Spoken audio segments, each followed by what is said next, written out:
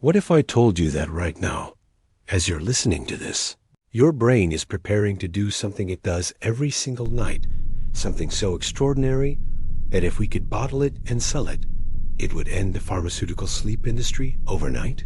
Here's something that will change how you think about closing your eyes tonight. Scientists have discovered that the moment you begin to fall asleep, your brain doesn't shut down. Instead, it activates a sophisticated cleaning system that literally washes away toxic proteins accumulated during your waking hours.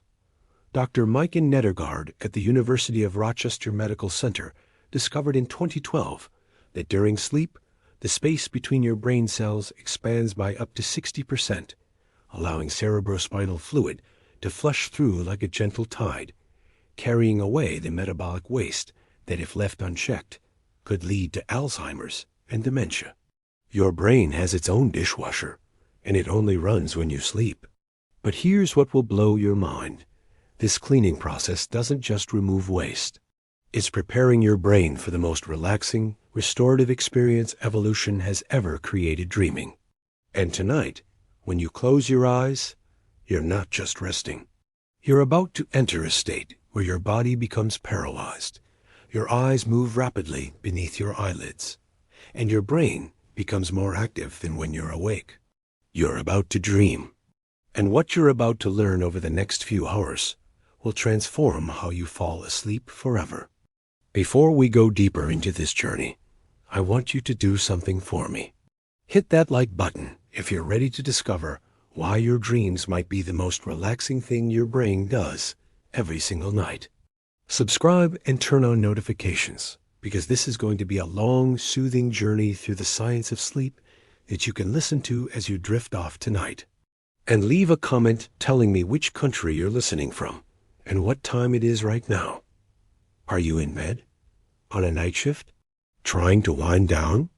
I read every single comment, and I want to know when and where in the world people are discovering these incredible facts about dreams. Now, let's start with something simple, something you think you know. You've been dreaming your entire life. Every single night, multiple times per night, you enter a dream state. But here's the first gentle revelation that will ease your mind. You're not supposed to remember most of your dreams. In fact, forgetting your dreams is a sign that everything is working perfectly. Dr. Matthew Walker, professor of neuroscience at UC Berkeley and author of the international bestseller Why We Sleep, explains that dream amnesia is actually a protective feature. If we remembered every dream with the same clarity as waking memories, we'd struggle to distinguish between what really happened and what we dreamed. Your brain is being kind to you by letting most dreams fade like morning mist. Think of it like this. Imagine if every movie you'd ever watched, every book you'd ever read, every daydream you'd ever had. Imagine if all of those stayed in your memory with the same vivid clarity as your actual experiences. Your mind would be cluttered, confused, unable to navigate reality effectively. So your brain has evolved a beautiful mechanism. During REM sleep, when most vivid dreaming occurs, the neurotransmitter norepinephrine is almost completely shut off. This chemical is crucial for forming long-term memories. Without it, your dreams remain ephemeral, gentle experiences that soothe your mind and then dissolve, leaving only occasionally a residue of feeling or a fragment of image. Here's something deeply relaxing to understand. The average person spends approximately 6 years of their life dreaming. 6 full years in an alternate state of consciousness where the normal rules don't apply, where you can fly, where you can meet people who've passed away, where time bends and physics becomes optional. And most of those 6 years are forgotten, which means you've already lived multiple lifetimes you can barely remember. Doesn't that take the pressure off tonight's sleep? You don't need to have a profound dream or remember anything significant. Your brain has been doing this successfully for decades without your conscious input. Let me share something with you that researchers at the Lion Neuroscience Research Center discovered in 2017. They found that people who rarely remember their dreams are not sleeping worse than people who remember dreams frequently. In fact, The quality of sleep is roughly equivalent. What's different is something called intrasleep wakefulness, brief moments of awakening during the night that you don't even consciously register, but during which your brain has a chance to transfer dream content into memory. People who remember more dreams simply wake up slightly more during the night, giving their brains micro-opportunities to save dream files. But here's the relaxing truth. Both groups are sleeping well. Both groups are dreaming. Both groups are getting the restorative benefits. So if you're someone who lies in bed thinking, "I never dream," or "I haven't had a dream in years," let me ease your mind right now. You dream every night, multiple times. You spend approximately 20 to 25% of your total sleep time in REM sleep, where the most vivid dreams occur, and you have shorter dream episodes during other sleep stages too. You've probably had 4 or 5 dreams just last night. You simply don't remember them, and that's completely, beautifully normal. Now let's talk about why dreams are relaxing at the most fundamental level. When you enter REM sleep, something remarkable happens to your body. Your voluntary muscles become paralyzed through a process called REM atonia. Your brain sends signals down your spine that essentially disconnect your motor neurons from your muscles. You become, for all practical purposes, temporarily paralyzed except for your diaphragm, which keeps you breathing, and your eye muscles, which dance beneath your closed lids. This isn't something to fear. It's one of the most protective, relaxing mechanisms your body has. Think of it like this. Imagine you're watching the most engaging, immersive movie of your life. You're completely absorbed in the story. Now imagine that every time a character in the movie ran, your legs started running. Every time someone in the movie reached for something, your arms reached out. Every time someone fell, you fell. You'd injure yourself constantly. You'd never be able to rest. This is why your brain paralyzes your body during dreams. It's protecting you from yourself, allowing your mind to have its adventures, while your body lies perfectly still, deeply relaxed, healing and restoring itself. There's a sleep disorder called REM sleep behavior disorder where this paralysis mechanism doesn't work properly, and people physically act out their dreams. They're rare cases, but they've taught researchers something beautiful. The paralysis of REM sleep is your brain's way of creating a sanctuary. Your body gets to rest completely, while your mind gets to wander freely. It's the ultimate form of relaxation, total physical stillness combined with mental freedom. Here's something that might surprise you. Your brain during REM sleep is consuming almost as much energy as when you're awake and actively problem-solving. Positron emission tomography scans show that parts of your brain during dreams are actually more active than during waking consciousness. The visual cortex lights up intensely, which is why dreams are so vivid. The emotional centers, the amygdala, and the limbic system become highly active, which is why dreams feel so emotionally real, even when the content is absurd. Yet despite all this neural activity, you're in one of the most relaxed states possible. How? Because the prefrontal cortex, the part of your brain responsible for logic, planning, and self-awareness, is significantly quieted. This is why dreams don't follow logical rules. This is why you can be in your childhood home that somehow also contains rooms from your current apartment, and you don't question it.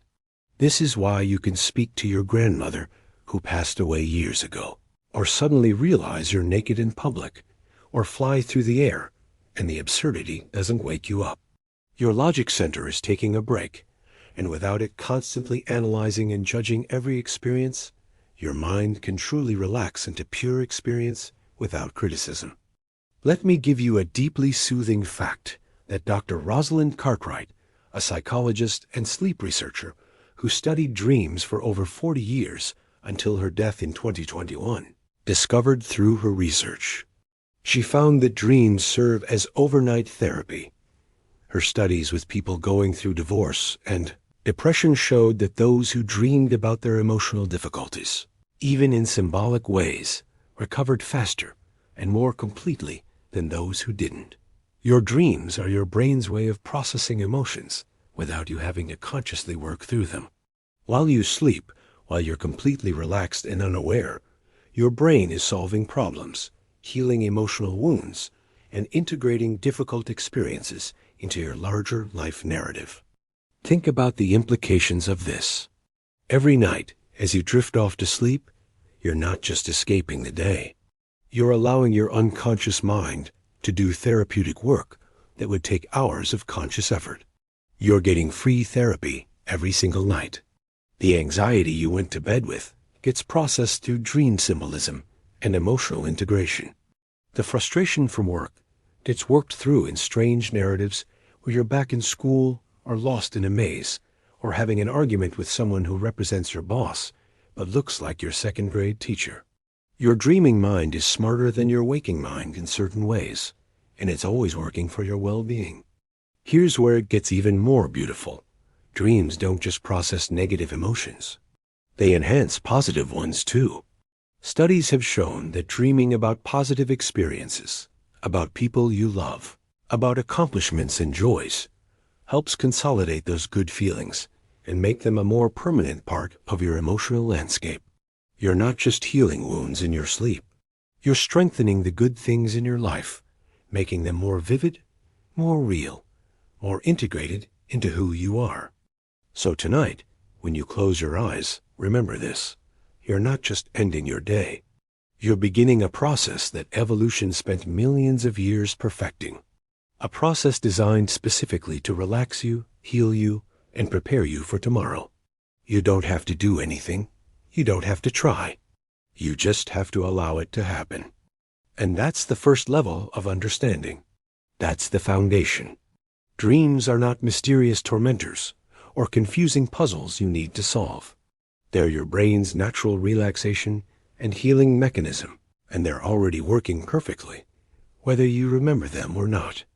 Now that you understand the basic mechanics of dreaming, let me share something that's going to shift your perspective even further. What if I told you that the content of your dreams, all those strange stories and bizarre scenarios, might not be random at all? What if there's a deeply relaxing logic underneath the apparent chaos? In 1977, a psychiatrist named J. Allen Hobson and Robert McCarley proposed the activation synthesis hypothesis, which suggested that dreams are simply your brain trying to make sense of random neural firing during sleep. It was a disappointing theory for many people because it suggested dreams were essentially meaningless. But here's where modern research has revealed something far more comforting and beautiful. They were only partially right. Yes, there is random activation happening, but the way your brain synthesizes that activation isn't random at all. It's deeply personal, deeply meaningful, and deeply therapeutic. Recent research from Antonio Zadra and Robert Stickgold, published in their comprehensive review of dream science, has shown that dreams consistently incorporate elements from your recent experiences, your long-term memories, your current concerns, and your emotional state. This is called the continuity hypothesis of dreaming. The random neural firing is like someone giving an artist random paint colors, and the artist creates a painting that reveals their deepest concerns, their style, their personality. The randomness is just the starting material. What you create from it is completely yours. Here's a beautiful example that will help you understand. Let's say a random neural burst activates memories associated with water. Your brain doesn't just show you generic water. If you're someone who grew up near the ocean and has happy memories there, you might dream of swimming in warm, clear water. If you nearly drowned as a child, that same neural activation might produce a dream of struggling in deep water. If you're a competitive swimmer, you might dream of racing. If you're going through an emotionally overwhelming period in your life, you might dream of floods or tsunamis. The activation is random, but what your brain does with it is precisely tailored to you, to your life, to what you need to process right now. This is deeply relaxing when you truly understand it. It means your dreams, no matter how strange they seem, are always about you. They're always trying to help you. They're never attacking you or showing you meaningless chaos. They're your own mind, using the raw materials of random neural activity, creating a personalized therapeutic experience every single night. Let me tell you about a fascinating study conducted at the University of Montreal by Tor Nielsen and his team. They tracked dream content over several weeks and found that about 50 to 60% of dream content contains at least one element from the previous day. They called this the day residue effect. But here's the soothing part. The way these day residues appear in dreams is almost always in a modified, often emotionally softened form. Your brain doesn't just replay your day. It transforms it, often making difficult experiences more bearable by presenting them in symbolic or altered forms. Think of it like this. If you had a stressful confrontation with your boss yesterday, your dream probably won't replay it exactly as it happened. That would be traumatic, not therapeutic. Instead, you might dream about being back in school and dealing with a strict teacher. Or you might dream about being lost and asking for directions from someone who keeps giving you confusing answers. The emotional core is there. The feeling of being challenged by an authority figure, the feeling of confusion or inadequacy, but it's been transformed into something your sleeping mind can work with, can process, can integrate. Here's something that will blow your mind. Dreams don't just help you process your past and present. They help you prepare for your future. Antti Revonsuo, a Finnish cognitive neuroscientist, proposed the threat simulation theory in 2000. He suggested that one of the primary functions of dreaming is to simulate threatening situations, so your brain can practice responding to them. This is why so many dreams involve some element of threat, pursuit, or challenge. But here's the relaxing twist. These simulated threats almost never result in actual harm in the dream. You might be chased, but you usually get away or wake up before being caught. You might face a test you're unprepared for, but the consequences remain abstract. Your dreaming brain is essentially a flight simulator for your emotions and survival responses. It's practicing, it's preparing, but in a safe environment where nothing can actually hurt you. This is why people who dream more about their concerns often handle those concerns better in waking life.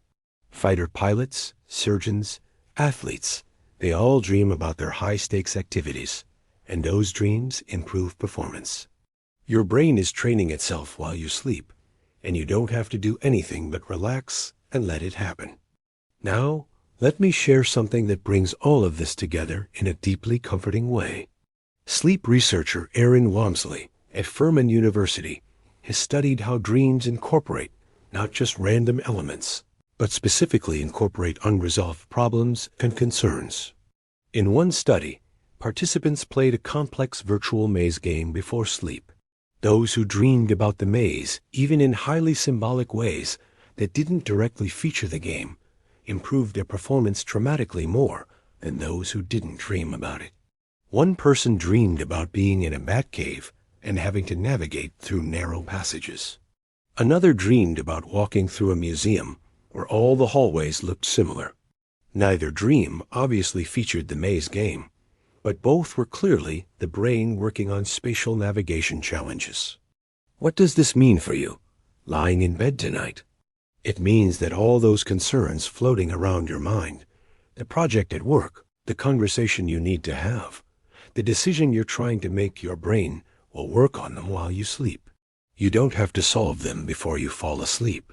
In fact, trying to solve them might keep you awake. The most relaxing thing you can do is acknowledge that these concerns exist and then trust that your sleeping brain will process them far more effectively than your tired, conscious mind could right now. Here's a practical technique that sleep researchers recommend, and it's beautifully simple. Before you sleep, if your mind is racing with concerns or problems, take 60 seconds to briefly acknowledge each one. Not to solve them, not to worry about them, just to mentally list them. I'm concerned about the meeting tomorrow. I'm worried about that thing I said to my friend. I need to figure out my budget. Just acknowledging them. This brief acknowledgement is like putting items on your brain's overnight processing list. You're essentially telling your unconscious mind, These are the things that matter to me right now. And then letting go, trusting that your dreams will incorporate and process them. Research has shown that people who do this simple acknowledgement exercise fall asleep faster and report feeling more mentally clear in the morning. Why? Because they've stopped trying to solve things consciously and have trusted the dream process to do its work. They've relaxed into the natural therapeutic mechanism of dreaming rather than fighting it. Let me give you another deeply soothing perspective. Dreams are evidence that your mind is never truly at rest, but that constant activity isn't exhausting, it's restorative. Think about this paradox. Your brain is more active during REM sleep than during many waking activities, yet you wake up feeling rested. How? Because the activity during dreams is purposeful without being effortful. You're not forcing your brain to work. It's doing what it evolved to do, what it wants to do, what brings it satisfaction. It's like the difference between being forced to exercise and playing a sport you love. One exhausts you. The other energizes you. Dreams are your brain's version of play, of exploration, of creative problem-solving without the pressure of real-world consequences. Every dream is a no-stakes environment where your brain can try out solutions, process emotions, and make connections it would never make during the rigid, logical, consequence-heavy waking world. Here's something beautiful that Dr. Deirdre Barrett at Harvard Medical School discovered through decades of research. Dreams are inherently creative. She found that artists, scientists, and inventors throughout history have credited dreams with breakthrough insights. The structure of benzene was famously discovered in a dream of a snake eating its own tail. Paul McCartney heard the melody for Yesterday in a dream. Mary Shelley dreamed the core concept for Frankenstein. This isn't because these people were special. It's because dreams free the mind from controlled thinking patterns. And you have this creative powerhouse activating in your brain every single night. You might not be trying to solve the structure of benzene, but you're solving your life's puzzles in equally creative ways. That argument with your partner that seems unsolvable during the day? Your dreams might show you an emotional angle you hadn't considered. That career decision that feels overwhelming? Your dreams might help you access feelings and priorities you've been suppressing. The creativity of dreams isn't just for artists and scientists. It's for everyone, every night, processing everything. Think of your dream life as a parallel career you've been unconsciously pursuing your whole life. While your waking self goes to work, maintains relationships, and handles practical matters, your dreaming self is doing equally important work: emotional integration, memory consolidation, creative problem-solving, and psychological healing. You've been successfully doing this job your entire life. You're already an expert at it. So tonight, as you drift toward sleep, you're not entering uncertainty or chaos. You're clocking in for the night shift of a job you've been excellent at since you were born. Before we go deeper, I want to remind you that if you're finding these facts relaxing and helpful, make sure you've hit that subscribe button. We're going to spend the next few hours exploring even more soothing truths about dreams, and you can listen to this any night you need help falling asleep. Drop a comment telling me if you usually remember your dreams or not. I'm genuinely curious about the audience listening to this. Now, let's talk about something that seems scary, but is actually one of the most relaxing things to understand: nightmares. What are they really, and why do they happen? Stay with me, because what you're about to learn will change how you feel about every bad dream you've ever had. Here's what will blow your mind. Nightmares are not your brain attacking you. They're your brain trying desperately to heal you. I know that sounds contradictory when you wake up at 3 a.m. with your heart racing from a terrible dream. But stay with me, because understanding the true function of nightmares is one of the most deeply relaxing insights you can have about your dream life. Let's start with what nightmares actually are. The clinical definition of a nightmare is a dream that causes you to wake up feeling intense fear, anxiety, sadness, or disgust. They occur mostly during REM sleep, typically in the latter half of the night, when REM periods are longer and dreams are most vivid. Most adults have a nightmare at least once a month, and many people have them more frequently. This is completely normal. If you have occasional nightmares, your brain is functioning exactly as it should. Dr. Patrick McNamara, a neuroscientist at Boston University who has studied nightmares extensively, proposes that they serve a crucial function. They force you to process threats and fears that your waking mind might be avoiding. Here's the beautiful part: nightmares are evidence that your unconscious mind is braver than your conscious mind. Your conscious mind might be avoiding a difficult emotion or situation, pretending everything is fine, pushing down anxiety. Your unconscious mind says, "No, we need to deal with this," and creates a nightmare that brings the fear into consciousness where it can be processed. Think of it like this. Imagine you have a wound that's become infected, but you've covered it with a bandage and are trying to ignore it. The pain that wound causes is unpleasant, but it's your body's way of saying, "Pay attention to this. This needs treatment." Nightmares are psychological pain signals. They're uncomfortable, but they're proof that your mind is trying to heal something, not that something is wrong with you. Here's something deeply reassuring. Research shows that people who have nightmares about traumatic events actually recover from trauma faster than people who don't dream about it at all. Studies with veterans, assault survivors, and people who've experienced accidents consistently show that dreaming about trauma, even when those dreams are disturbing, is part of the healing process. The nightmares typically become less frequent and less intense over time as the trauma is processed and integrated. Your brain is using the nightmare as a controlled exposure therapy session. It's bringing up the fear in a context where you're physically safe, where you're in bed, where there are no real consequences, so that your emotional systems can practice responding to the fear and can gradually decrease their sensitivity to it. It's like how you might dip your toe in cold water repeatedly until it doesn't feel so shocking anymore. Each nightmare is your brain dipping a toe into the cold water of fear, helping you acclimate, helping the fear lose its power. Now, here's a technique that research has proven remarkably effective for dealing with recurring nightmares. And it's beautifully simple. It's called imagery rehearsal therapy, and it was developed by Dr. Barry Krakow.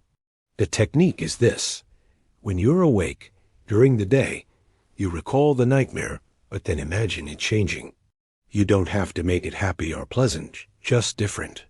If you're being chased, imagine turning around and asking the pursuer what they want. If you're falling, imagine landing safely or discovering you can fly. The specific change doesn't matter. What matters is that you're mentally rehearsing the idea that the nightmare can have a different outcome. Multiple studies have shown that people who do this for just 10 to 15 minutes a day for about a week experience dramatic reductions in nightmare frequency and intensity. Why does this work? Because you're sending a message to your unconscious mind.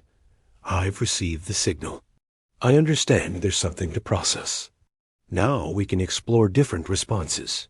You're basically thanking your unconscious for the nightmare and asking it to try a different approach to healing.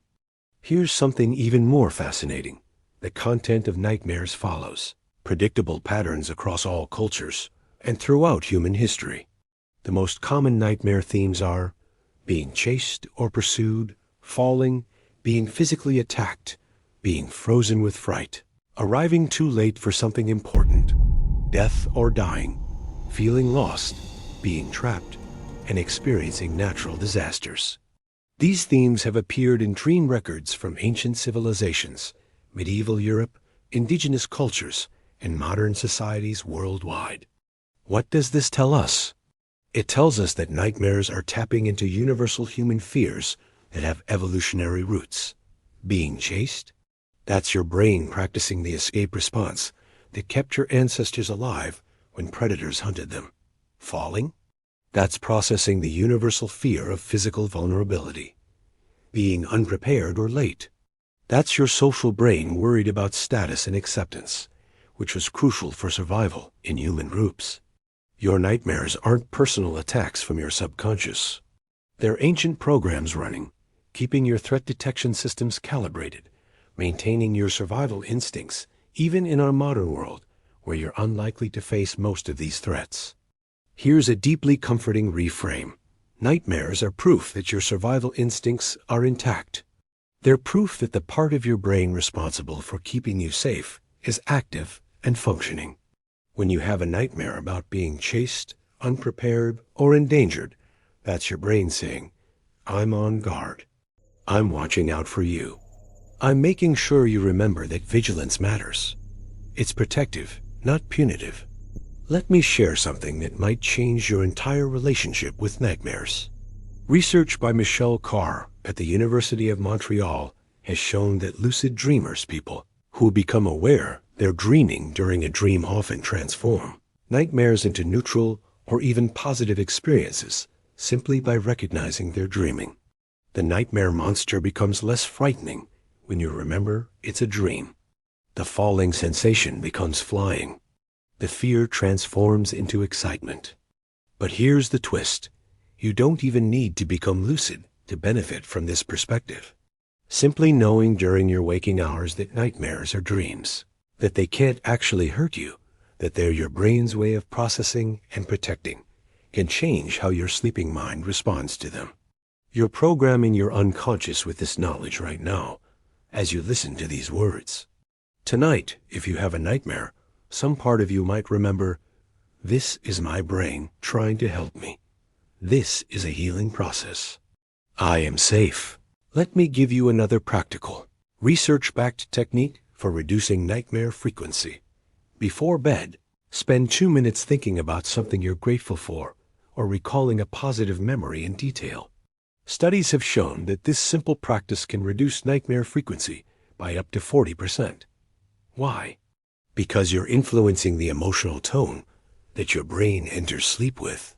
You're not suppressing negative emotions. Those will still be processed during dreams if they need to be, but you're adding positive emotional content to the mix, which your dreams will incorporate. Think of your pre-sleep emotional state as seasoning you're adding to a dish. If you go to bed anxious, angry, or fearful, those are strong seasonings that will heavily flavor your dreams.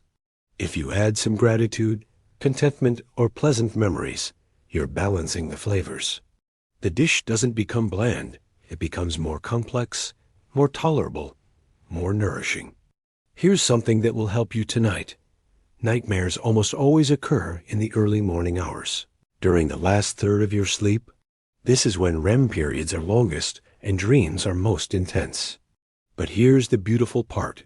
Even if you have a nightmare at 4 or 5 in the morning and wake up from it, you've already gotten the majority of your restorative sleep. The deep, slow-wave sleep that's crucial for physical restoration happens mostly in the first half of the night. By the time nightmares typically occur, your body has already done most of its physical healing and restoration. So if you wake from a nightmare, you can comfort yourself with this knowledge. My body is already restored. This was my brain's processing time, and now it's done. I can go back to sleep, or if it's close to morning, I can get up knowing I've had most of the sleep my body needed. The nightmare doesn't steal your sleep's value. It's a small price to pay for the psychological processing that's happening. Now let me address something that causes anxiety for many people: sleep paralysis. Sometimes people wake up from dreams, especially nightmares, and find themselves temporarily unable to move. They're conscious but paralyzed, and often they hallucinate a presence in the room, feel pressure on their chest, or experience intense fear. This is called sleep paralysis, and while it's terrifying when it happens, understanding it completely removes its power to harm you. Remember earlier when we talked about how your body becomes paralyzed during REM sleep to prevent you from acting out dreams? Sleep paralysis is simply waking up before the paralysis has fully released. Your consciousness has turned back on, but your body hasn't gotten the message yet. It typically lasts only a few seconds to a few minutes, though it can feel much longer. Your body will unparalyze itself automatically. You can't get stuck in sleep paralysis. It's physiologically impossible. The hallucinations that often accompany sleep paralysis, the sense of an intruder, the feeling of pressure, the shadows in the corners of the room, these are explained by the fact that part of your brain is still in dream mode. Your visual cortex and emotional centers are still activated while you're awake, creating dream content that overlays your perception of your actual bedroom. Cultures throughout history have interpreted these hallucinations as demons, spirits, or supernatural beings, but they're simply a mismatch between waking consciousness and the tail end of the dream state. Here's the most relaxing thing you can know about sleep paralysis. It can't hurt you, and if it happens, the best response is to not fight it. Fighting it, trying to force your body to move, increases panic and makes it feel worse. If you experience sleep paralysis, remind yourself, this is temporary, this is normal, my body will release in a moment. Focus on breathing slowly, or on trying to wiggle just your fingers or toes. Small movements break the paralysis faster than trying to move your whole body. And remember, sleep paralysis often happens when you're sleep deprived, stressed, or sleeping on your back. Simple sleep hygiene improvements can dramatically reduce its frequency. Let me share one more deeply comforting fact about nightmares and difficult dreams. Children have far more nightmares than adults. Nightmare frequency peaks between ages 3 and 6, then steadily declines throughout life. Elderly people have the fewest nightmares of any age group. Why? Because as you age, as you accumulate life experience and develop better coping mechanisms, your brain needs fewer nightmares to process threats. You become emotionally wiser, and your dreaming mind reflects that wisdom. This means every nightmare you process, every difficult dream you work through, is building your psychological resilience. You're literally training your emotional systems to handle difficulty. The nightmares you have in your 30s are doing work that will result in fewer nightmares in your 60s. Every bad dream is an investment in your future emotional stability. Think about how relaxing that is. You're not having nightmares because something is wrong with you. You're having them because you're in the middle of life, actively processing challenges, building resilience. And with each passing year, with each processed fear, you're moving toward a future where your sleep is naturally more peaceful, where your unconscious mind has worked through its backlog of concerns. So tonight, if you have a nightmare, try to remember, this is not an attack. This is healing. This is your brain loving you enough to process things you couldn't process while awake. This is the bravery of your unconscious mind, doing the hard work while your conscious mind rests. And tomorrow, you'll wake up slightly more resilient, slightly more healed, slightly more psychologically integrated than you were before. Now let's shift to something that feels different, but is deeply connected. The absolute bliss of knowing you don't need to control your dreams to benefit from them. There's a whole movement around lucid dreaming, becoming conscious during dreams and directing them, and while that can be interesting, here's what will truly relax you.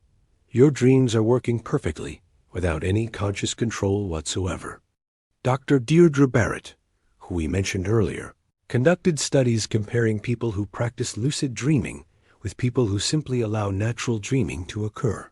While lucid dreamers report exciting experiences and some benefits, natural dreamers show equal or better emotional processing, memory consolidation, and problem-solving outcomes.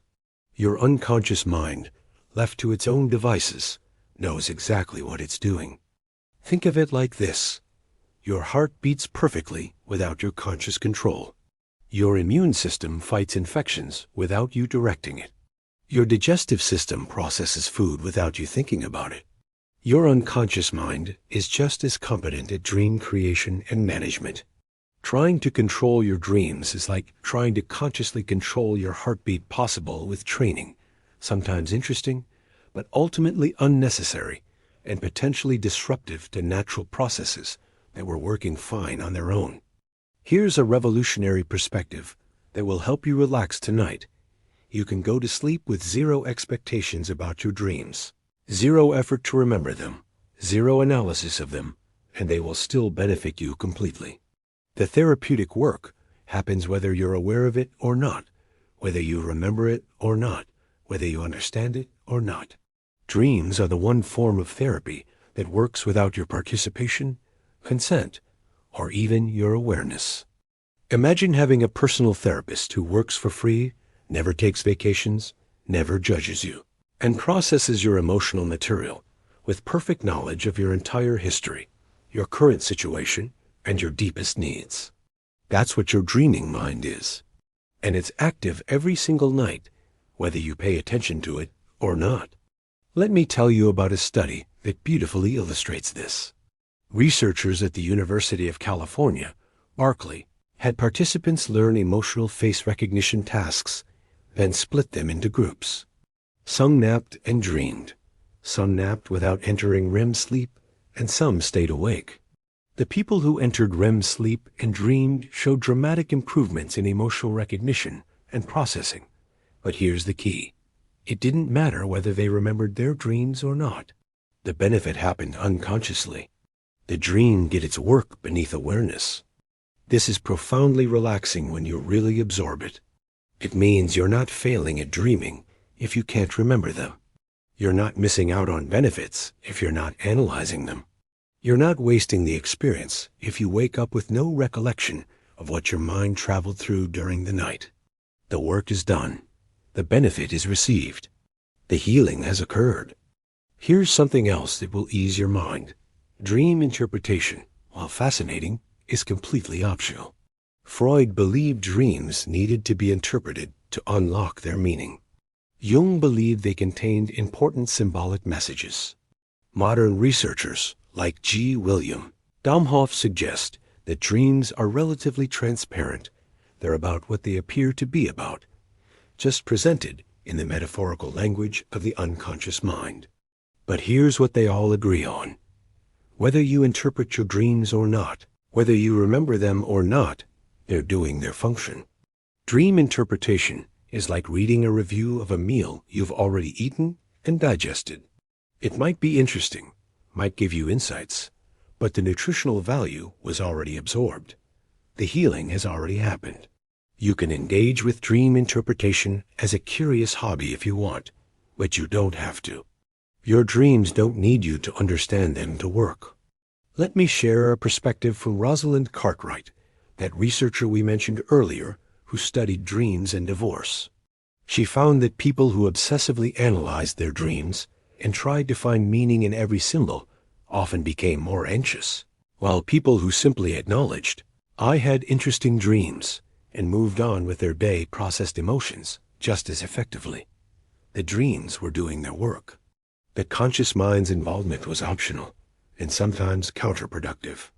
Think of dreams like your liver processing toxins. Your liver does this every night without you thinking about it, without you understanding exactly how it works, without you analyzing which specific toxins were removed. If you spent every morning obsessing over your liver function, analyzing which toxins got processed, trying to interpret what it means that your liver processed this chemical, but not that one, you'd drive yourself crazy. And your liver would work exactly the same whether you paid attention or not. Dreams are the liver of your emotional life. They process, they cleanse, they integrate, and they do it automatically, efficiently, perfectly, without requiring your attention or understanding. Here's a beautiful fact that demonstrates this. Animals dream. Dogs dream. You've seen them twitching and making sounds in their sleep. Cats dream. Rats dream. Birds dream. Even some reptiles show signs of REM-like sleep states. These animals aren't interpreting their dreams. They're not journaling about their dreams or trying to find symbolic meaning, but they're still getting whatever evolutionary benefit dreaming provides. The function happens without conscious participation. You're the same. You're an animal with an incredibly sophisticated brain, and that brain has evolved mechanisms for emotional processing and memory consolidation that work through dreaming. You can engage consciously with the process if you want to, but the process doesn't need you to. It's been working since before conscious thought evolved. It's older than language, older than self-awareness, older than analysis. So tonight, as you prepare for sleep, You can let go of any feeling that you need to remember your dreams or understand them. You can let go of any sense that you're failing if you wake up with no memory of the night's inner journeys.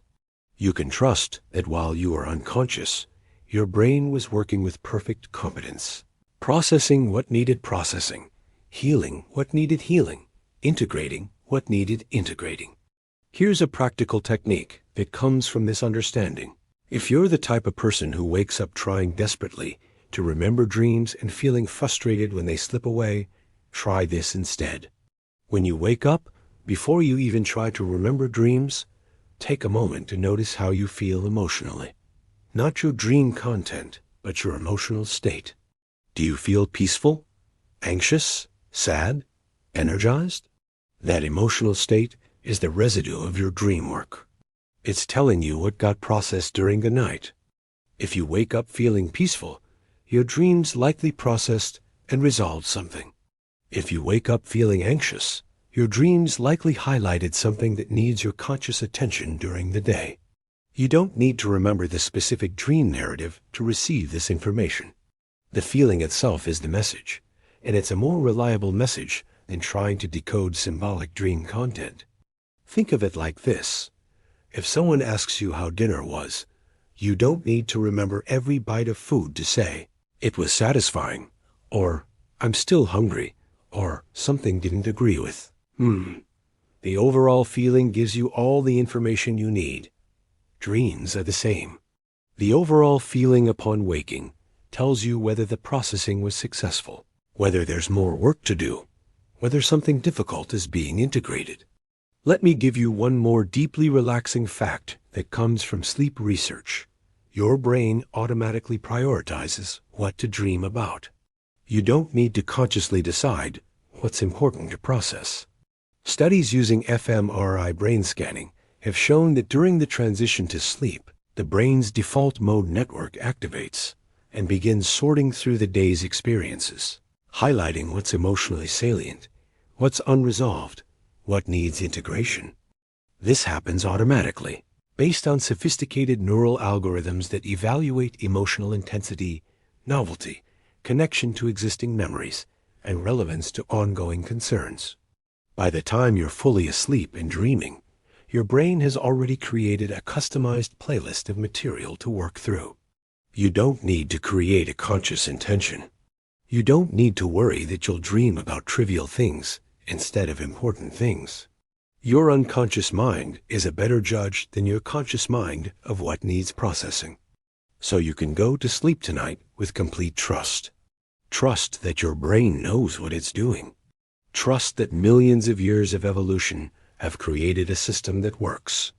Trust that your dreams, even the ones you'll never remember, even the ones that seem bizarre or random, are serving you perfectly.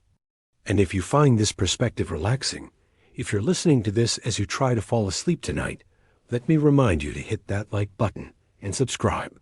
We're going to go even deeper into the science of why your dreams are working for you, not against you. Leave a comment if you've ever remembered a dream that seemed totally random, but later realized it was processing something important.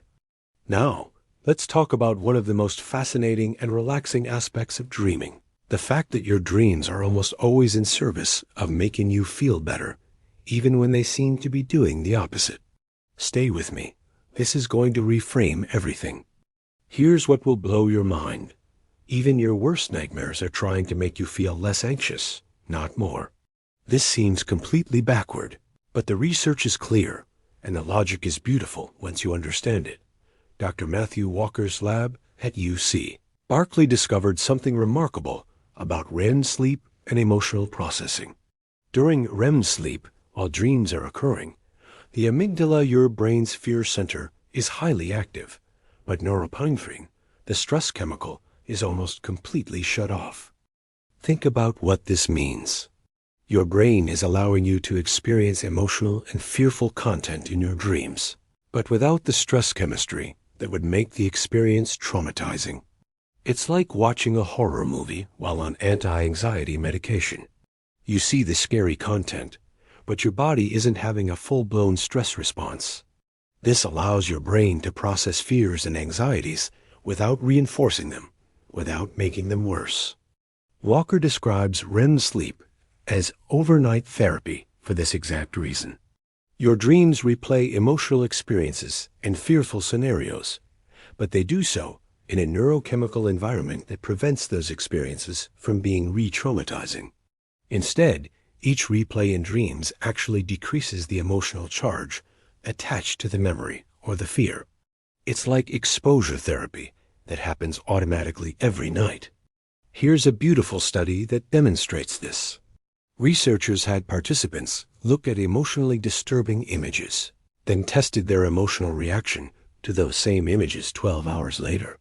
The participants who slept during that 12-hour period and entered REM sleep showed dramatically reduced emotional reactions to the images. The participants who stayed awake or who had their REM sleep disrupted showed no reduction. They were just as disturbed by the images 12 hours later as they had been initially. Your dreams are literally stripping the emotional charge from your memories and experiences. Every time you dream about something difficult, you're making it a little less difficult. Every time you dream about something you fear, you're making it a little less frightening. The nightmare isn't planting fear, it's extracting it, processing it, discharging it. Think of it like this.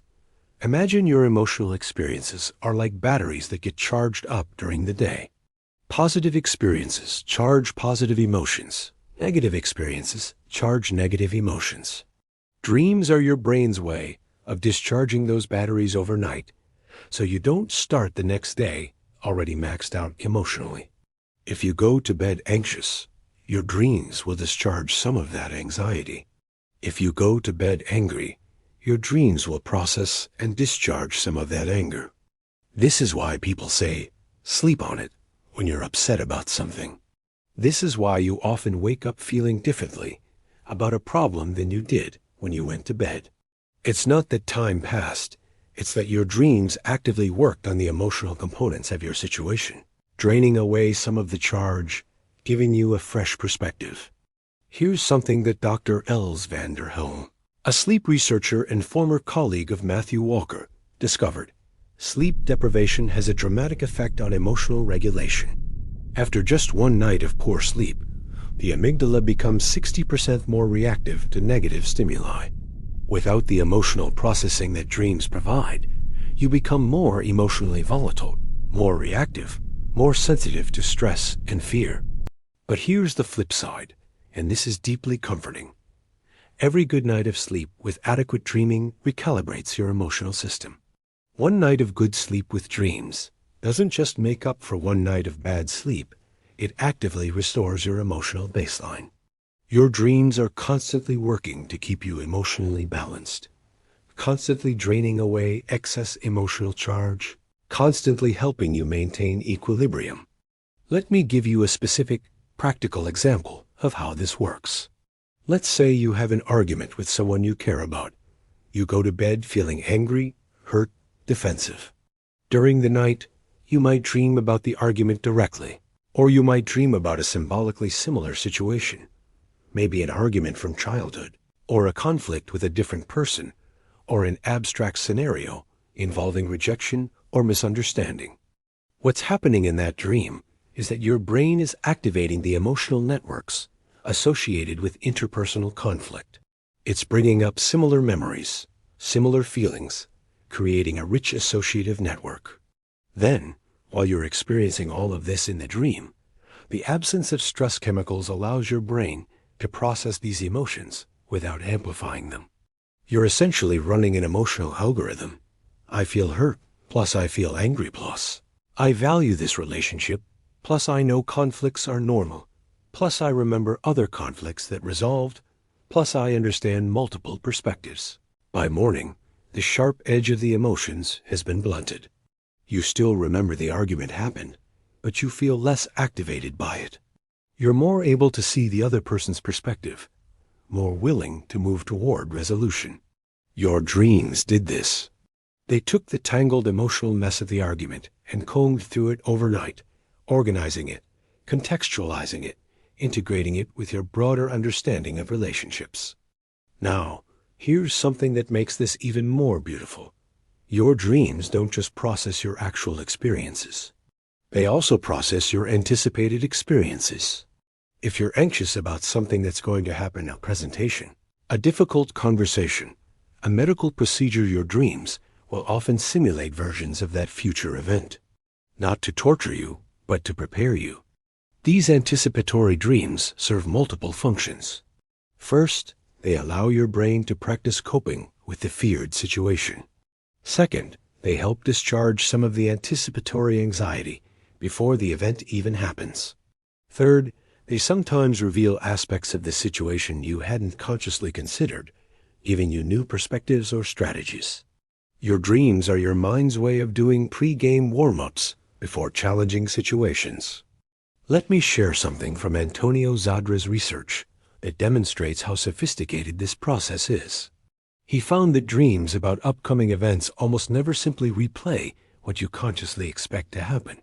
Instead, they create variations, alternatives, worst-case scenarios, and even completely different contexts that share emotional similarities with the upcoming event. If you're nervous about a job interview, you might dream about taking a test, or performing on stage, or navigating an unfamiliar building.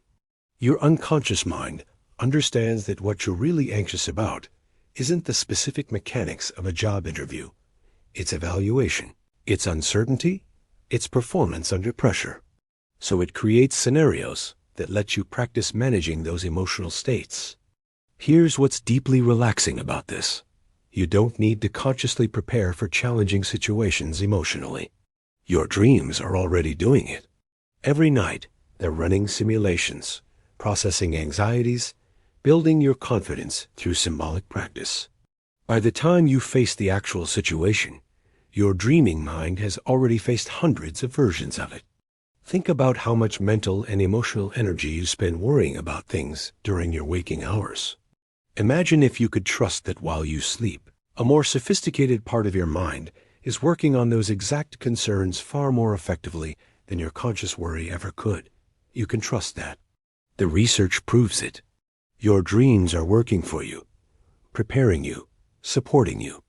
Now let me tell you about something called dream incorporation lag. This is a fascinating phenomenon discovered by Tor Nielsen and his colleagues. They found that experiences from your day can appear in dreams that same night. That's the day residue effect we talked about. But emotionally significant experiences often don't appear in dreams until 5 to 7 days later. Why the delay? Because your brain needs time to connect the new experience to your existing network of memories and associations. The really important stuff, the experiences that are going to change you, teach you something, or require deep integration, those get processed more slowly and carefully. They get turned over repeatedly in your unconscious mind, examined from multiple angles, connected to similar past experiences, before they show up in dreams. This is deeply comforting if you've ever gone through something difficult and wondered why you're not dreaming about it. Your brain is working on it behind the scenes. The dreams about it are coming. The processing is happening even before the dreams manifest. And when those dreams do come, 5 or 7 or 10 days later, they'll incorporate all the unconscious work your mind has been doing in the meantime. It's like a slow cooker versus a microwave. The microwave gives you instant results but shallow cooking. The slow cooker takes time but creates something deeply transformed, where flavors have melded and developed. Your emotional processing works on a slow cooker schedule for the important stuff. Trust the timing. Trust that your mind knows what it's doing. Here's another fascinating aspect of emotional processing in dreams. Your dreams sometimes solve problems by making you feel worse temporarily. I know that sounds contradictory to what I said earlier, but stay with me. Sometimes you're using up a lot of emotional energy, holding something together, maintaining denial, suppressing grief, avoiding a difficult truth. In those cases, your dreams might crack through that defense, might make you feel the pain you've been avoiding, might force you to confront what you've been denying. This creates difficult dreams or nightmares in the short term, but in the long term, it's deeply therapeutic. It's like how a surgeon might cause temporary pain to remove something harmful. Your dreaming mind is wise enough to know when your defenses are harmful rather than helpful, and brave enough to break through them. If you wake up from a dream feeling unexpectedly sad, or crying, or emotionally raw, your first instinct might be to think, that was a bad dream. I want to forget it. But try this reframe. My unconscious mind trusted me enough to show me something I've been avoiding. I'm strong enough to feel this. This is healing beginning, not harm occurring. Some of the most therapeutic dreams are the ones that make you feel temporarily worse, because they're the ones doing the deepest work. They're the ones saying, you're safe enough now to feel this. You're strong enough now to integrate this. You don't need to keep it locked away anymore. Let me share one final beautiful fact about emotional processing in dreams before we move on. Research has shown that people who are going through difficult life transitions, divorce, bereavement, job loss, health crises, have more intense and more frequent dreams than people in stable life periods. This isn't because something is wrong with their sleep. It's because their dreaming system is ramping up to meet the increased demand for emotional processing. It's like how your immune system increases activity when you're exposed to pathogens. You don't think, something is wrong with my immune system because it's so active.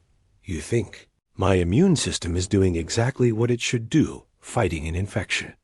Similarly, intense dreams during difficult times are your emotional immune system ramping up to fight the infection of unprocessed trauma, grief, or stress. And here's the really beautiful part. Just like your physical immune system gets stronger when it successfully fights infections, your emotional processing system gets stronger when it successfully processes difficult experiences through dreams. Every hard time you dream your way through builds your psychological resilience. Every nightmare you survive makes you emotionally stronger. So tonight, whatever you dream, know that it's in service of making you feel better.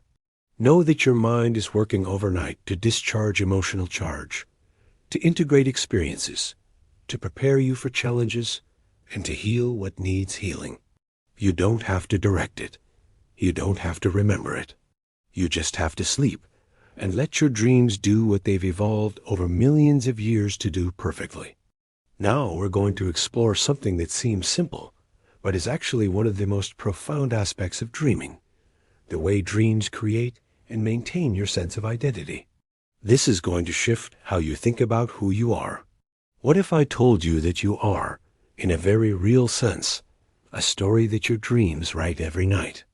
Dr. G. William Domhoff, who spent over 50 years studying dreams and is one of the most respected dream researchers in the field, proposed something called the continuity hypothesis. The core idea is that dreams are continuous with waking thought and waking life. The person you are in your dreams is essentially the same person you are when awake. Same concerns, same relationships, same personality, same sense of self. But here's where it gets really interesting. Your dreams don't just reflect your identity.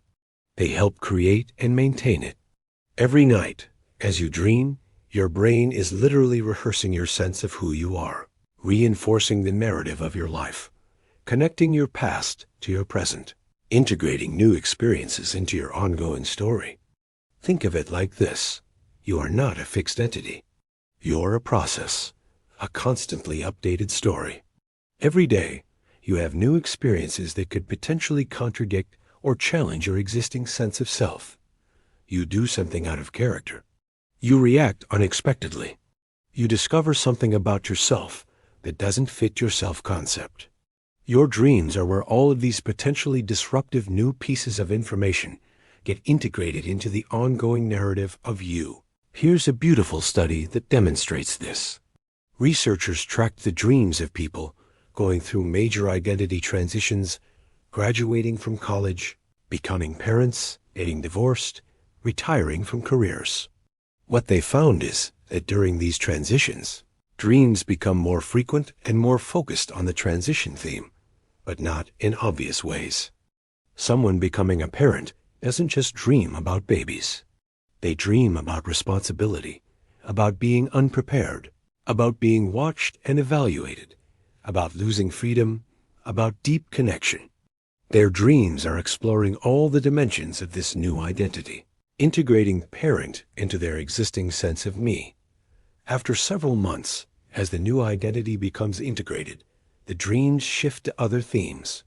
The work is done. Parent has become part of self. What's deeply relaxing about understanding this is that you don't have to consciously work on integrating experiences or developing your identity. Your dreams are doing it for you every night. That confusing experience you had yesterday, the one that didn't quite fit with how you see yourself, your dreams are working on it right now. As you sleep, finding a way to incorporate it into your narrative, expanding your sense of self to accommodate the new information.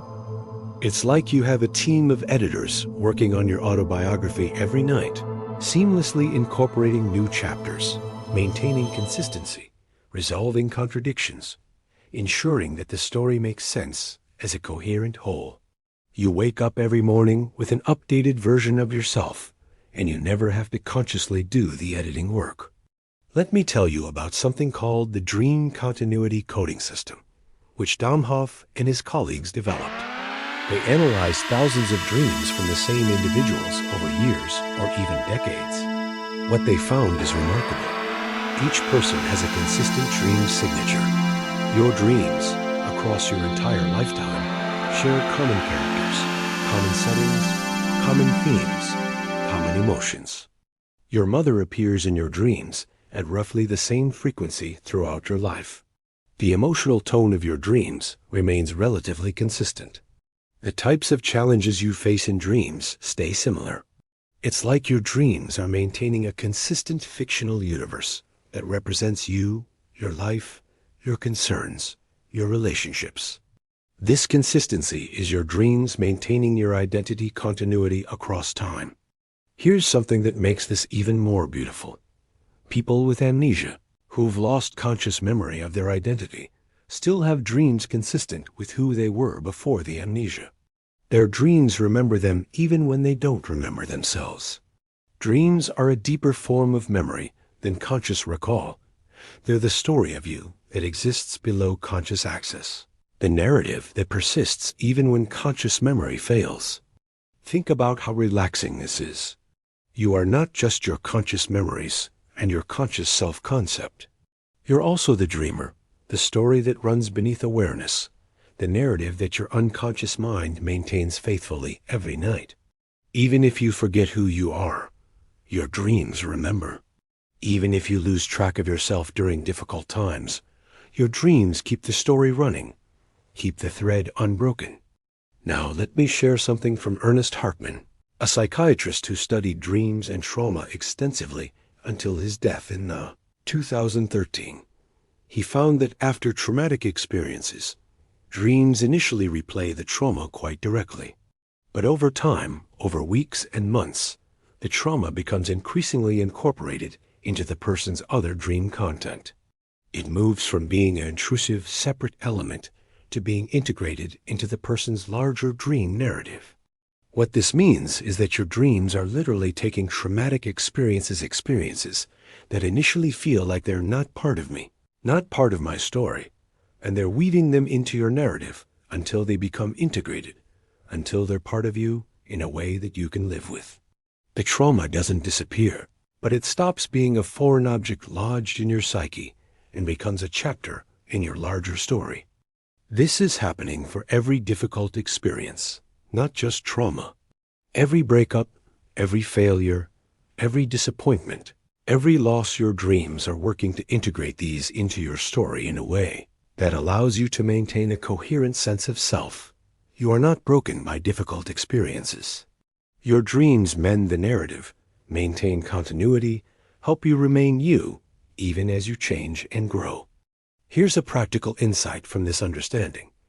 If you're going through a period of identity confusion, if you're not sure who you are anymore, if recent experiences have shaken your self-concept, your dreams are working overtime right now to help you. You might not feel like yourself, but your dreams are holding the pattern of you, maintaining the narrative, preparing a new version of your identity that incorporates the changes you're going through. Trust the process. Trust that while you feel lost consciously, unconsciously, the work of reconstruction is happening. Your dreams are building the bridge between who you were and who you're becoming. Every night, they're laying another plank on that bridge. Soon you'll cross over, and the transition that felt jarring will feel like it was always part of your story. Let me share something from my reading of dream research that I find deeply moving. Researchers have studied the dreams of people with terminal illnesses, people who know they're dying. What they found is that these dreams often show a gradual acceptance and integration of death into the person's life narrative. Early dreams might show fear, denial, or frantic attempts to escape death. Later dreams often show peaceful transitions, reunions with deceased loved ones, or symbolic images of journeys and transformations. The dreaming mind is preparing the person for the ultimate identity transition, the transition from being to not being. Even death, the experience that seems most antithetical to identity, is something dreams try to integrate into the narrative. I'm not making claims about afterlife or spiritual beliefs. I'm simply pointing out that dreams work to make sense of every experience, even the final one, working to maintain psychological continuity, even up to the end of consciousness. There's something deeply comforting in knowing that your dreaming mind is working to help you make sense of everything, to integrate everything, to maintain a coherent sense of self through all of life's transitions. You have an ally within yourself, working tirelessly, never judging, never giving up on you, always finding a way to make your story coherent. Now here's something fascinating about identity and dreams. You're always you in your dreams, but you're a fluid version of you. You might be younger, older. You might have abilities you don't have in waking life. You might be in locations or time periods that make no logical sense. But there's always a core sense of me-ness that persists. That core is your identity stripped of biographical details, personality traits, and physical characteristics. It's the pure subjective sense of being you. Philosophers call this the phenomenal self, the raw experience of existing as a subject, as an observer, as a locus of experience. And your dreams, by presenting this fluid version of you night after night, are reinforcing this deep sense of self that exists independent of all the superficial characteristics you usually identify with. Think about this. In dreams, you're you even when you're a different age, even when you're in a different body, even when you're in impossible situations. That means the real you, the core you, is something much more essential than your age, your body, your circumstances. Your dreams remind you every night that you are the consciousness having the experience, not the specific details of the experience. This is deeply philosophical, but it's also deeply relaxing. It means that all the things you worry about, your appearance, your status, your achievements, your failures, these are not your identity at their core. Your identity is the witness, the experiencer, the subjective sense of being. And that's maintained perfectly by your dreams every night, regardless of what's happening in your waking life. Let me share one more beautiful insight from dream research. Antti Revonsuo, that Finnish researcher we mentioned before, has pointed out that dreams are phenomenologically real while you're in them. When you're dreaming, that is your reality. You're not experiencing it as imagination or fantasy. You're experiencing it as actual experience, which means that from a subjective standpoint, you've lived far more than your biological life. You've had experiences and dreams that were completely real to you while you were having them. Those experiences shape you just as waking experiences do. That time you flew in a dream and felt absolute freedom, that feeling of freedom is now part of you. That time you faced a terrifying threat in a dream and found courage, that courage is now part of your emotional repertoire. That time you connected deeply with someone in a dream, that capacity for connection is reinforced. Your dreams aren't just maintaining your identity, they're expanding it. They're giving you experiences you could never have in waking life, and those experiences make you richer, more complex, more capable. Every dream is adding to who you are. So tonight, as you dream, you're not just passively experiencing random neural noise. You're authoring yourself. You're writing the ongoing story of you. You're integrating today's experiences into your narrative. You're maintaining continuity with your past. You're preparing for your future. You're expanding your sense of what's possible. You're reinforcing the core sense of self that persists through all changes. And you don't have to do any of this consciously. It's happening automatically, perfectly, every single night. Your dreams are the invisible foundation of your identity, the underground root system that keeps the tree of self stable and growing. If you're finding this journey through dream science relaxing and fascinating, make sure you've subscribed so you can listen to this again on future nights when you need help falling asleep. Drop a comment telling me if you usually dream as yourself or sometimes as other people. I'm curious about the variety of dream experiences out there. Now let's explore something that will shift your understanding even further. The fact that your dreams are, in a very real sense, more creative than your waking mind, and how that creativity is constantly enriching your life. This is where things get truly mind-bending. Here's what will blow your mind. The reason dreams feel bizarre and illogical is not because your brain is malfunctioning. It's because your brain is operating in its most creative, associative, unrestricted mode. Dr. Robert Stickgold at Harvard Medical School has conducted extensive research showing that the dreaming brain makes connections that the waking brain would never make. And many of those connections are not just random, they're insightful. In one famous study, Stickgold and his colleagues had people practice a visual discrimination task, then tested them after either waking or sleeping intervals. The people who slept improved dramatically more than those who stayed awake. But here's the really interesting part. Improvement was specifically correlated with time spent in REM sleep when dreams occur. And the people who showed the most improvement often reported dreams that were thematically related to the task, even though the dreams themselves seemed bizarre and unrelated on the surface. What's happening is that your dreaming brain is taking the problem in this case, visual discrimination, and connecting it to everything else in your memory that has any association with visual processing, pattern recognition, discrimination, learning, and success. It's creating a vast web of associations, and somewhere in that web, it's finding connections that enhance the skill. Think of it like this. Your waking brain is like a researcher working methodically through a problem, using logic and known methods.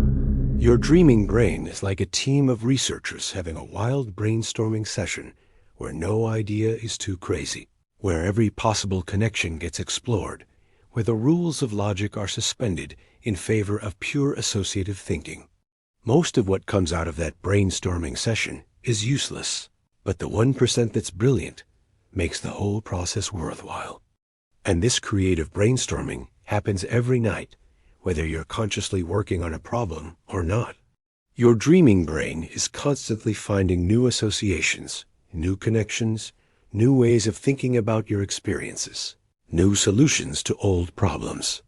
You wake up every morning slightly more creative than you went to bed, slightly more capable of seeing unexpected connections. Here's something from William Dement's research at Stanford. He's one of the pioneers of sleep science who helped discover REM sleep in the 1950s.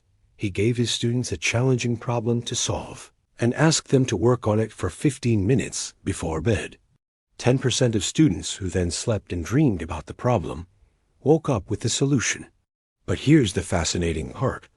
The dreams that led to solutions were almost never obviously about the problem. One student was trying to figure out how to prove a mathematical theorem. He dreamed about being in a prison where the bars were arranged in a specific pattern. When he woke up, he realized the pattern of the bars was the visual representation of the mathematical relationship he was trying to prove. His dreaming mind had converted the abstract problem into a concrete visual metaphor, and that metaphor revealed the solution. Your dreams are doing this kind of creative problem-solving constantly. On all of your problems, even the ones you're not consciously aware you're working on. The interpersonal problem you're struggling with? Your dreams might present it as a maze or a puzzle, and in solving the dream maze, you're actually working out the real-life relationship dynamics. The career decision you're agonizing over? Your dreams might present it as choosing between paths in a forest, and the feelings you have about each path in the dream reveal your true preferences. Let me share something that Matthew Walker discusses in his book, Why We Sleep. He explains that during REM sleep, the parts of your brain responsible for logical, linear thinking are quiet, but the parts responsible for emotional processing, memory retrieval, and pattern recognition are hyperactive. This creates a state where you can access memories and make connections that would be impossible during waking thought. Your waking brain might never connect your current workplace stress to that time you felt overwhelmed in third grade when you had to give a presentation. But your dreaming brain makes that connection instantly, because both experiences share the emotional signature of performance anxiety in front of evaluative others. By connecting them in dreams, your brain can apply coping strategies you developed for dealing with childhood anxiety to your current adult situation. This is why dreams so often feature childhood homes, childhood friends, or childhood scenarios, even when you're an adult dealing with adult problems. Your dreaming brain is recognizing the emotional similarity between past and present experiences and bringing them together so you can draw on your full history of coping mechanisms and learned behaviors. Think about how incredibly sophisticated this is. You have decades of experiences stored in your memory. Finding the exact past experience that's most relevant to your current challenge would be like finding a specific book in a massive library with no catalog system. Your conscious mind could never do it, but your dreaming mind does it effortlessly, every night, making connections across time and context based on emotional and thematic similarities. Here's something deeply relaxing about this. You're smarter than you think you are, because you're not just your conscious mind. You're also your dreaming mind, which has access to your entire history, which can make connections you'd never consciously think of, which is constantly working on your problems and challenges from angles you haven't considered. When you feel stuck on a problem, when you feel like you don't know what to do, when you feel like you've exhausted all possibilities, your dreaming mind is saying, don't worry. Give me 8 hours tonight, and I'll find connections you haven't considered. Draw on experiences you've forgotten. Present you with metaphors that might reveal solutions.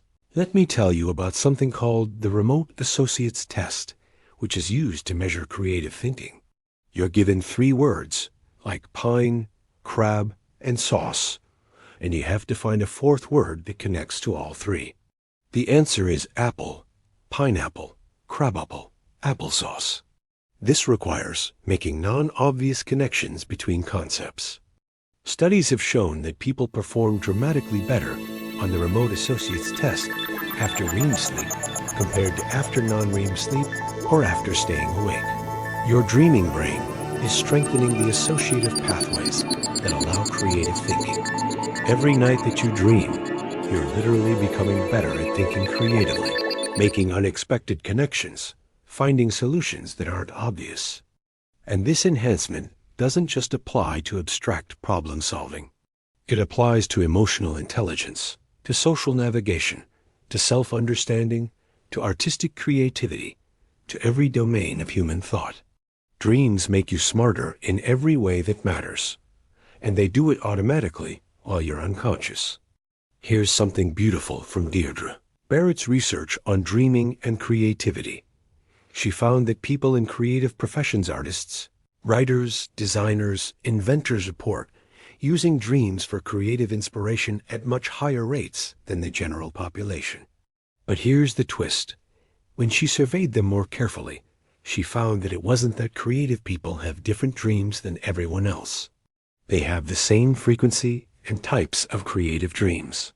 They're just more likely to pay attention to them and mine them for ideas. This means that you're having just as many creative, insightful dreams as any artist or inventor. You're just not recognizing them for what they are. Every person, every night, has access to this incredible creative resource. Most people ignore it. But you don't have to have any special talent to benefit from the creativity of dreams. You just have to recognize that it's there. But here's where I'm going to tell you something that will seem contradictory. You don't have to pay attention to your dreams or try to mine them for creative insights to benefit from them.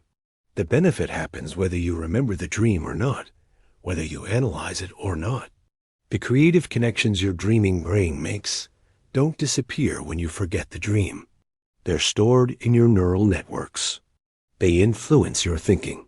They make you more creative without your awareness. It's like how reading a book influences your thinking, even if you don't consciously remember everything you read. The ideas seep into your worldview, change how you think, expand your perspective. Dreams do the same thing, but they're books written specifically for you, by you, about your life and your challenges. Let me share one final aspect of creative dreaming that's particularly beautiful. Research has shown that dreams often present solutions in metaphorical or symbolic form rather than literal form. This is not to be mystical or obscure. It's because metaphor is actually a more efficient way of capturing complex relationships. If you're trying to decide whether to change careers, a dream about being on a boat in the middle of the ocean doesn't need to literally be about careers. The feeling of being adrift, the vastness of possibilities, the fear of drowning, the longing for shore, all of these metaphorical elements efficiently capture the emotional complexity of a major life decision in a way that literal dream content never could. Your dreaming brain speaks in metaphor, not to be confusing, but to be efficient and comprehensive. A single dream image can capture multiple dimensions of a complex issue. And even if you don't consciously decode the metaphor, your unconscious mind understands it perfectly. The insight is transmitted whether you remember the dream or not. So tonight, as you drift towards sleep, you're not just ending your day's conscious thinking. You're beginning your day's creative thinking, the deeper, more associative, more insightful thinking that can only happen when logic steps aside and pure connection takes over.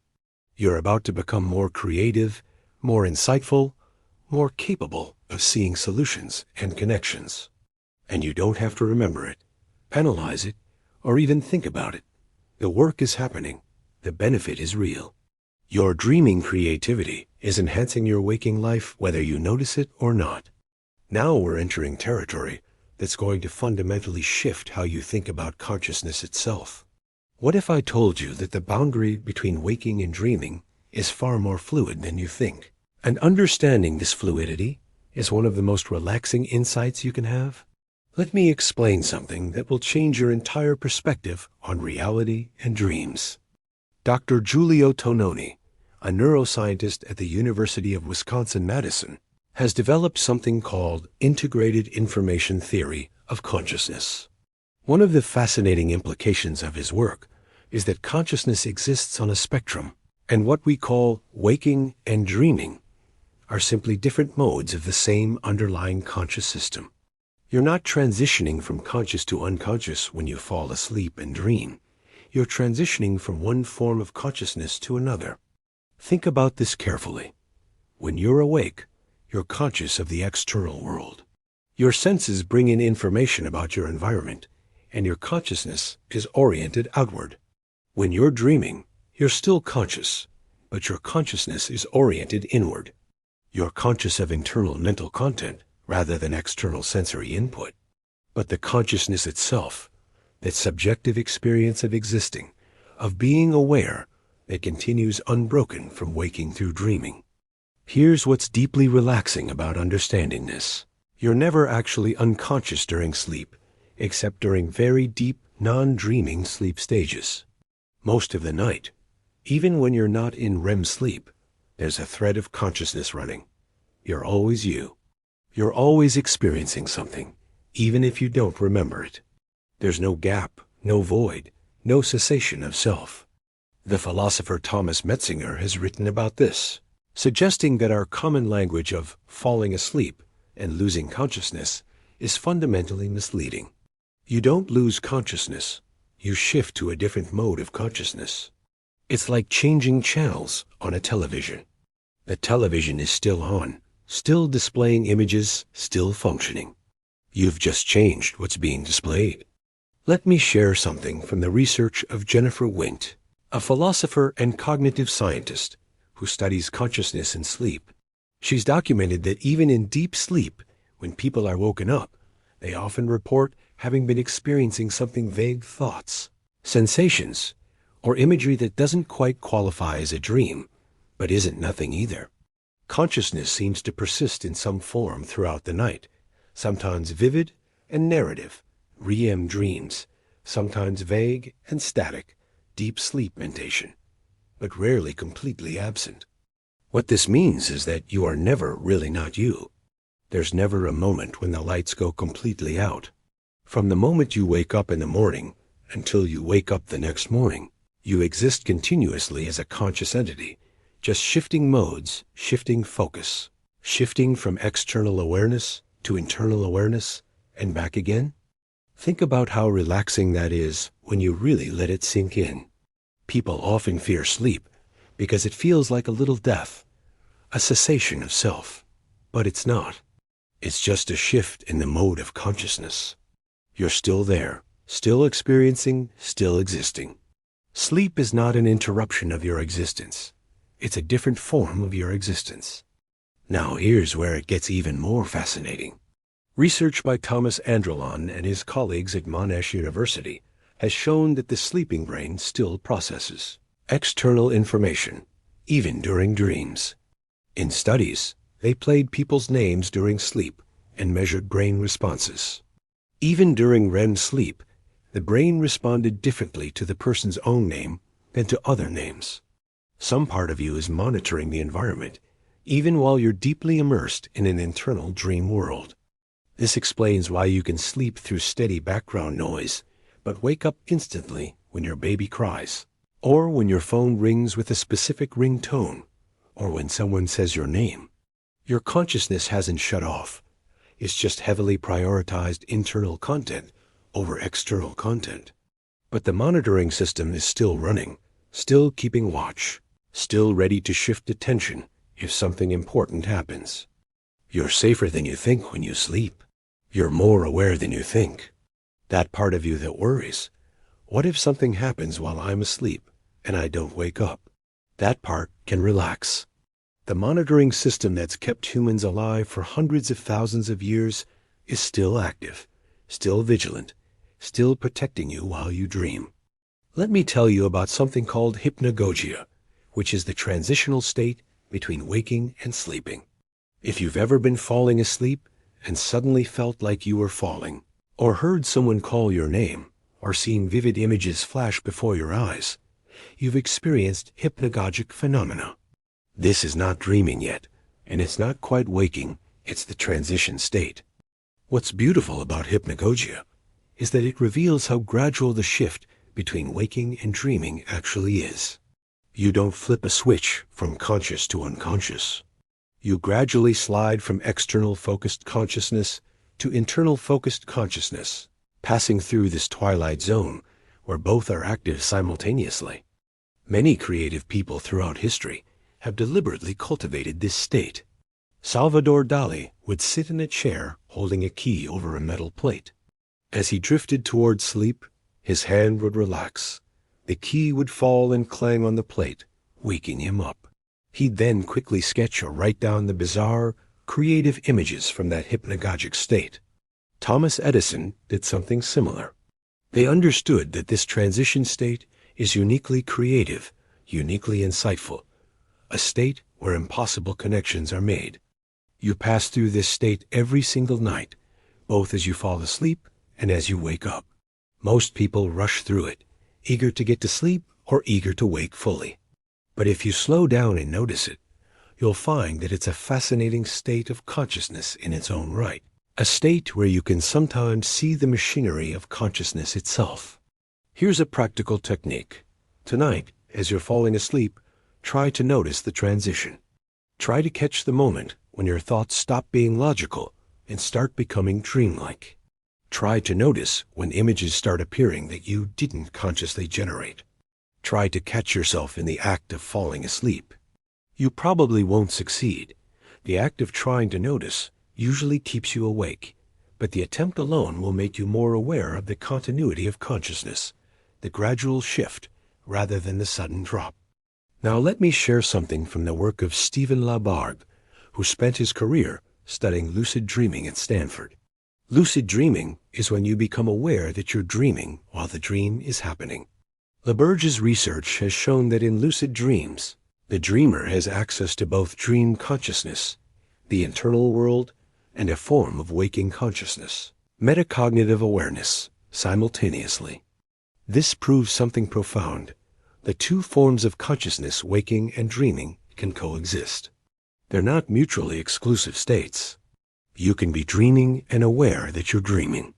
You can be experiencing an internal dream world and simultaneously maintaining a rational, observing perspective on that world.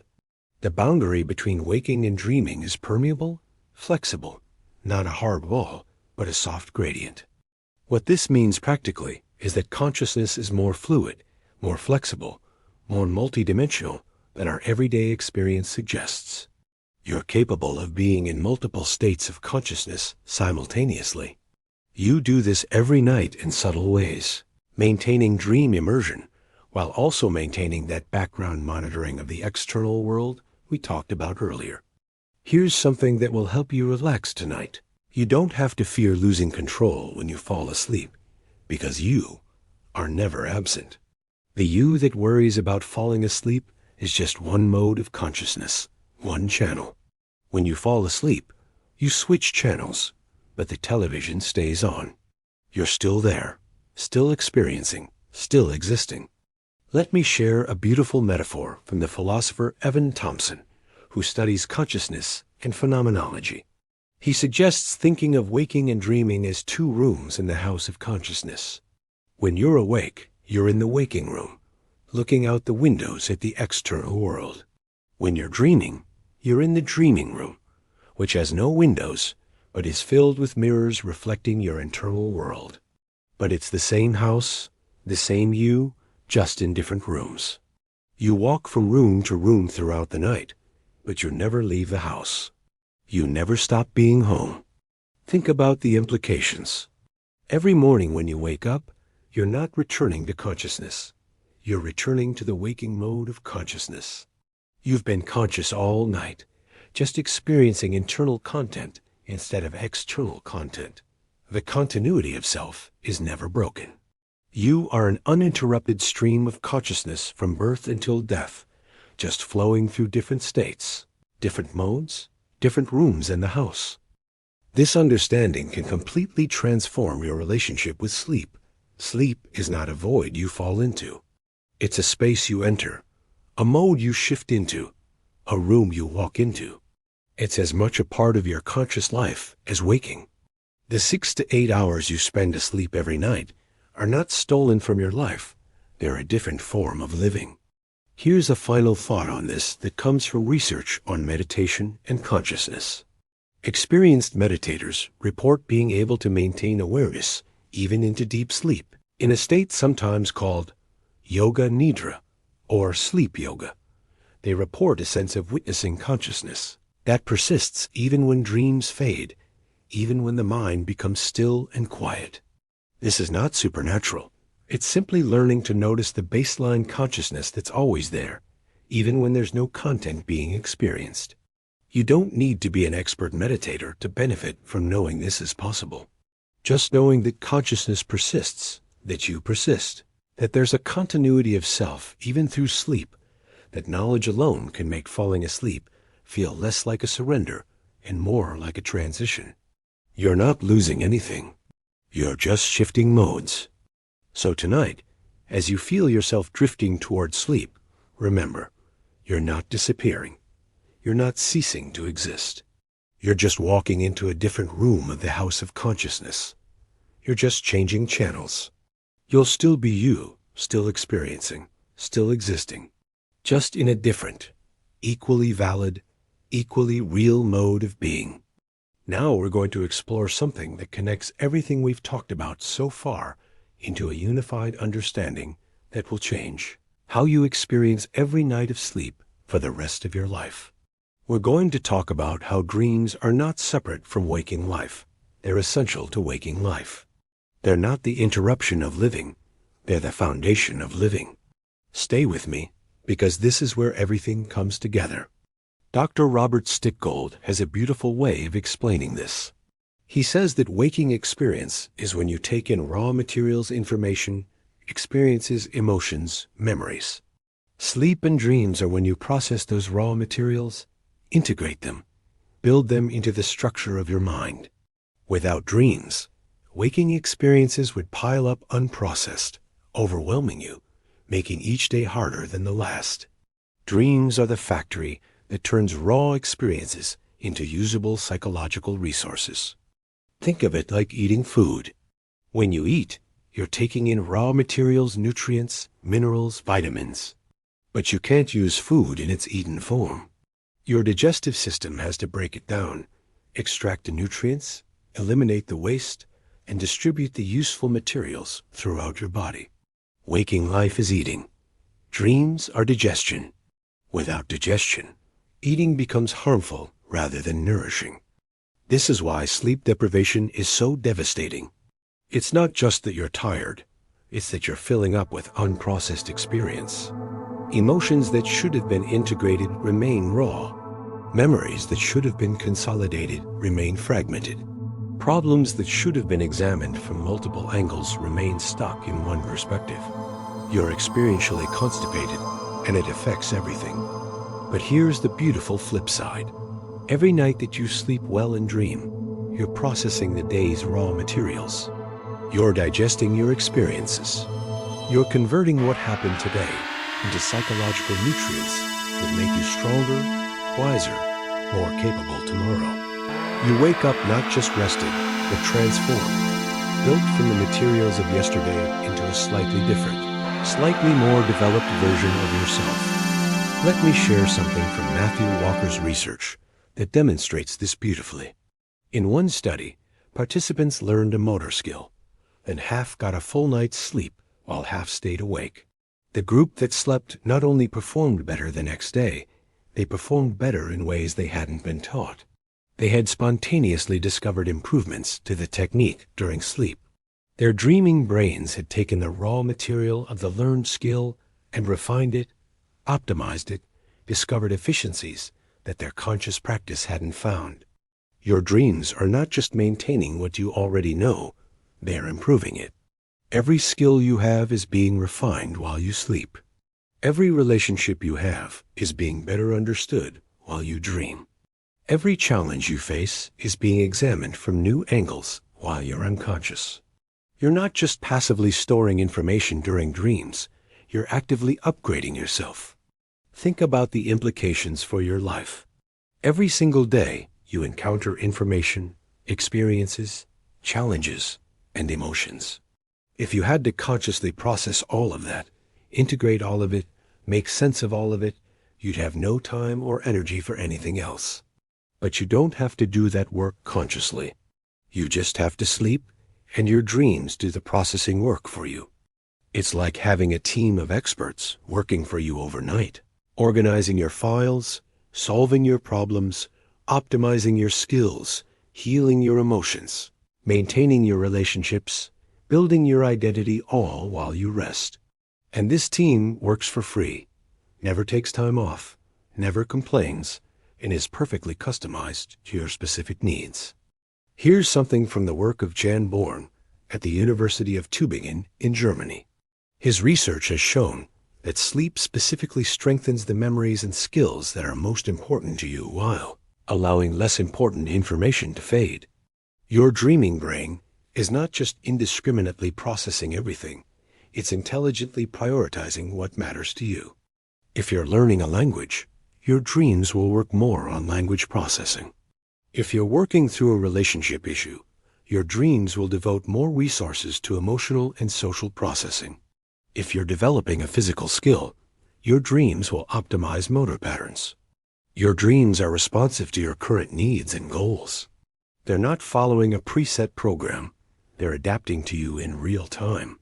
What's deeply relaxing about this is that you don't have to consciously decide what to work on during sleep. You don't have to create a sleep agenda. Your unconscious mind is tracking what's important to you based on what you're paying attention to during the day, what's emotionally salient, what's unresolved. It creates a customized processing plan every night without any conscious input from you. You just have to show up for sleep, and the right work will happen. Trust that the most important things are being addressed. Trust that your dreams are prioritizing correctly. Trust that the system that evolved over millions of years knows what it's doing. Let me tell you about something called reconsolidation, which is one of the most fascinating discoveries in memory research from the last 2 decades. For a long time, scientists thought that once a memory was consolidated, once it moved from short-term to long-term memory, it was fixed, permanent. But research by Karim Nader and others has shown that every time you recall a memory, it becomes temporarily unstable and has to be reconsolidated. And during that reconsolidation, it can be modified. Here's where dreams come in. During REM sleep, memories are being recalled and reconsolidated continuously. This means your dreams aren't just storing memories. They're actively editing them. They're connecting memories to new contexts, stripping away unnecessary details, enhancing emotional or factual elements that are important, and weaving individual memories into broader narratives. Your past is being constantly rewritten by your dreams, not in a way that makes memories false, but in a way that makes them more useful, more integrated, more meaningful. Every night, your autobiography is being edited to make it a better story, a more coherent narrative, a more useful guide for future behavior. Think about how revolutionary this is. You're not stuck with your past as it happened. Your dreams are constantly reinterpreting it, finding new meanings, making new connections, softening painful elements, strengthening helpful lessons. Your past is a living thing, constantly being reshaped by your dreams to better serve your present and future. Here's something beautiful. This means that healing from difficult past experiences is not just about the passage of time, it's about the passage of dreams. Every night you dream, you're having another opportunity to reconsolidate those difficult memories in a slightly different way, to integrate them a little better, to reduce their painful charge, to find new meanings. Trauma recovery happens in dreams. Grief resolution happens in dreams. The development of wisdom happens in dreams. You're not just passively enduring the passage of time while wounds heal. You're actively processing those wounds every night, dream by dream, gradually transforming them from open injuries into healed scars. Let me share something from the research of Rosalind Cartwright, who we've mentioned before. In her longitudinal studies of people going through divorce, she found that the people who recovered well had dreams that progressively changed over months. Early dreams would often feature the ex-spouse directly and would be emotionally intense. Over time, the ex-spouse appeared less frequently, and when they did appear, the emotional intensity was lower. Eventually, the divorce was incorporated into broader life themes, dreams about transitions, about new beginnings, about resilience. The dreams were tracking and facilitating the healing process. They weren't just reflecting recovery, they were causing it. Each dream was a therapy session, processing emotions, reconsolidating memories, integrating the experience into the larger life narrative. The people whose dreams showed this progression recovered. The people whose dreams remained stuck in early patterns struggled to move forward. Your dreams are your most faithful healing companion. They show up every night without fail, ready to do the work, ready to process whatever needs processing, ready to help you integrate, grow, and heal. They never give up on you. They never judge you. They never stop trying to help you make sense of your life and move forward. Here's a practice that comes from understanding this. If you're going through something difficult, if you're trying to heal from something, don't try to process it all consciously.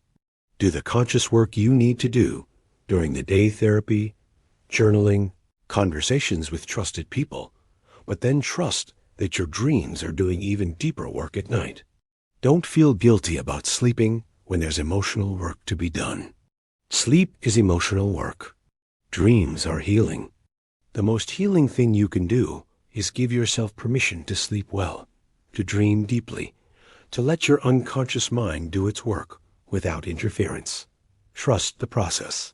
Trust that change is happening beneath the surface of awareness. Trust that every morning you wake up, you're slightly different, slightly more healed than you were the night before. Now let me bring all of this together with a final integrative understanding. Waking life and dream life are not separate spheres. They're one continuous process. You're always processing, always integrating, always developing. During waking hours, you're taking in experiences. During sleeping hours, you're making sense of experiences. Both are necessary. Both are equally important parts of being human. Western culture has overvalued waking consciousness and undervalued sleep and dreams. We treat sleep as time lost, as unproductive, as something to minimize. But understanding the science of dreams reveals this is exactly backwards. Sleep and dreams are when the most important psychological work happens. They're when experiences become wisdom. They're when information becomes knowledge. They're when events become memories. They're when struggles become growth.